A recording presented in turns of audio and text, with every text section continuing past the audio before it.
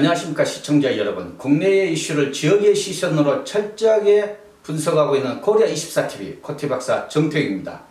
저희가 목포민주당 성희롱 깔깔방 이런 내용으로 1년 동안 시의원이 시의원에게 이런 내용으로 방송 보도를 한 이후에 시민들의 비판 여론이 거세지고 가해자로 지목된 목포시의회 의원은 지난 22일 민주당 전라남도 도당에서 제명되었습니다. 또한 이 두 명의 남녀 시의원이 각각 공개적으로 페이스북이나 언론사에 보내 그동안에 일어났던 일들을 자신들의 이름으로 직접 공개하였습니다. 그런데 웬일입니까? 저희들의 취재에 따르면 민주당 윤리위원회에서 제명된 가해자로 지목된 시의원이 다른 남성 시의원을 지목하면서 둘이 너무 같이 있는 게 거시기해서 그런 농담을 했다고 윤리위원회에서 해명한 것입니다. 좀 낯뜨거운 발언도 있었지만 저희 방송에서는 그냥 거시기 정도로 설명을 하도록 하겠습니다. 또 각 언론 시민 단체들에서 관련된 시의원들의 이름이 공개적으로 언급되고 본인들도 자신의 이름으로 공개적인 발언을 하고 있지만 저희 방송에서는 가해 남성 시의원을 A의원, 피해 여성 시의원을 W의원, 새롭게 등장한 남성 시의원을 B의원으로 분류하겠습니다.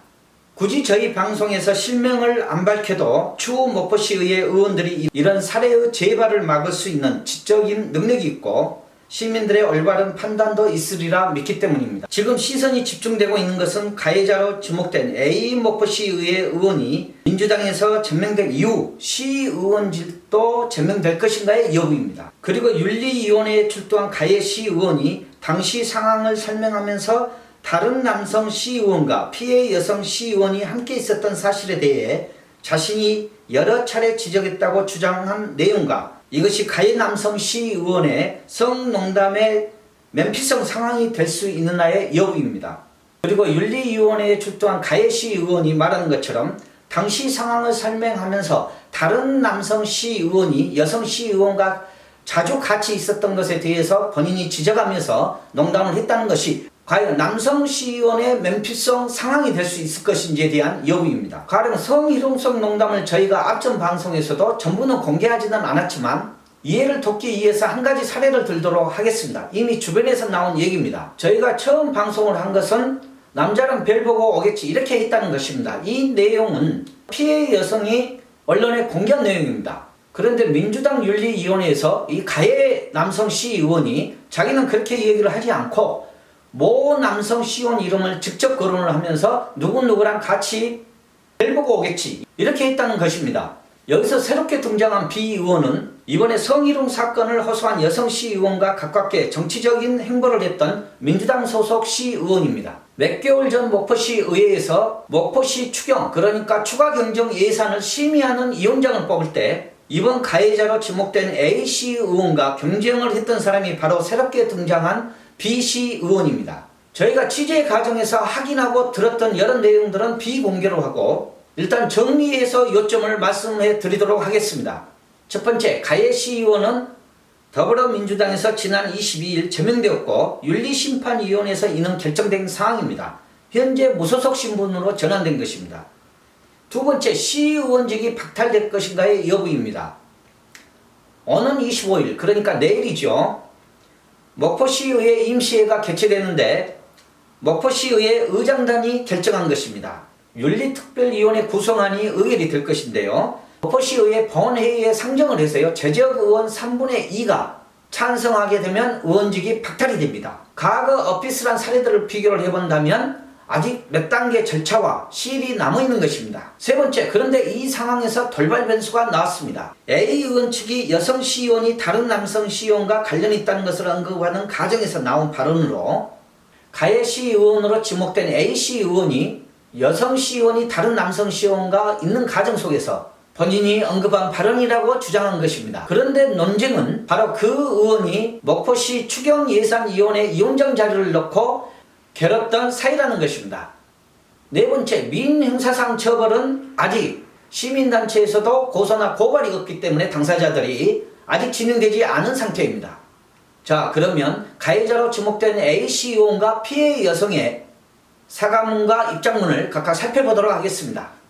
자, 남성 시의원은 본인의 사과문을 페이스북을 통해서 공개를 했는데 크게 두 가지를 이야기하고 있습니다. 첫 번째, 본인이 한 행위는 어떤 이유로든 이해될 수 없음을 잘 알고 있고 그동안 본인이 가지고 있었던 여성감과 권위로서 가져야 될 자세에 대해서 다시 한번 돌아보고 깊이 뉘우치는 기회로 삼켰다. 그리고 발언으로 인한 모든 상황에 대해서 책임을 다할 것이다. 민주당과 목포시의회 징계 절차에 성실히 임하고 그 어떤 결정이라도 겸허히 받아들이겠다. 또 두 번째는 해당 여성 의원에 대해서도 이야기를 하고 있는데요. 이 피해 여성이 겪고 있는 2차 피해에 대해서 심각하게 책임감을 느끼고 이 여성이 활발히 그동안의 의정활동과 올바른 인품으로 언론과 지역민들로부터 높은 평가를 받고 있고 동료 의원들도 인정하는 모범적인 시의원이었다. 따라서 저로 인하여 벌어진 논란의 자칫 그동안의 의정활동의 성과가 훼손되거나 의정활동이 이축되는 없기를 바랄 뿐이다. 이번 사안은 저의 잘못으로 발생한 일이다. 상처받고 고통스러워하는 해당 여성 의원에 대한 추측성 발언이나 인격을 훼손하는 발언은 자제해 주십시오. 이렇게 요청을 하고 있습니다. 자, 여성 시의원도 입장을 발표를 했는데요. 저희들이 검토를 해보니 크게 4가지 측면에서 이 얘기를 하고 있습니다. 먼저 그동안에 1년 동안 이걸 말하지 못하고 참고 있었는에 대한 이야기를 하고 있습니다. 먼저 무섭고 두려웠다. 남성이 대다수인 정치사에 오히려 이 성희롱을 받아치거나 견뎌내지 못하면 무시를 당하는 것 같았다. 같은 정당의 동료 의원이며 시의회라는 의원의 명예 때문이었다.